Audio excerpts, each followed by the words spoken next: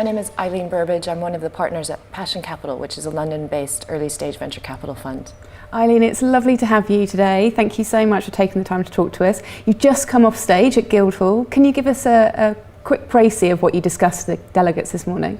Yeah, I was actually just talking about what an honor and a privilege it was to address the large room. And by the way, I'm amazed at how many people there are. It's such a testament to what a great event this is, but also what great things Innovate Finance has been doing, and Fintech in general, which is what I was kind of just setting the context for.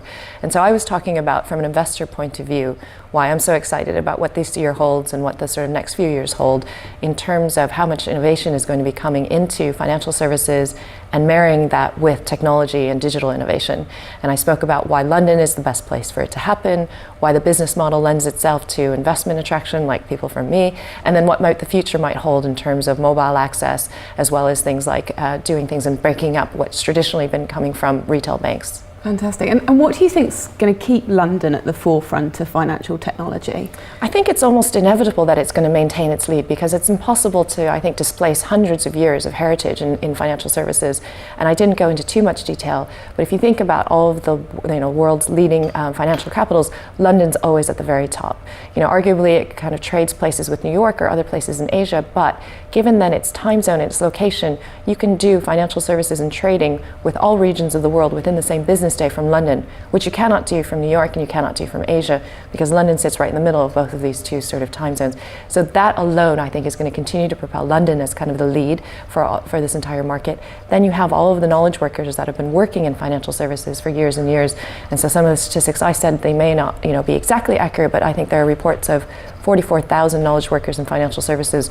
You're not going to get that in Silicon Valley, which is a great sort of software and innovation hub, but you're not you're only going to get that in London. At the same time, you're not going to get 100,000 sort of software developers in New York or working off of Wall Street. And so it's the marriage of the two sectors that I think we have in London that's going to make it impossible to beat. Yeah, and talking about people, yesterday was International Women's Day. Yeah. What contribution do you think women can play in this sector? Well, I think massive contribution, and it's something that I think applies to every sector though. As an investor, we don't only look at fintech, but it just happens to be probably the largest slice of our portfolio.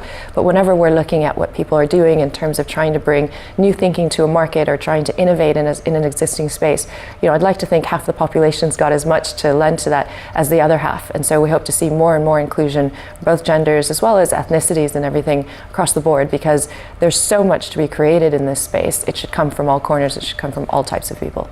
Fantastic. Lovely to meet you, Eileen. Thank you very much. Thank you very much.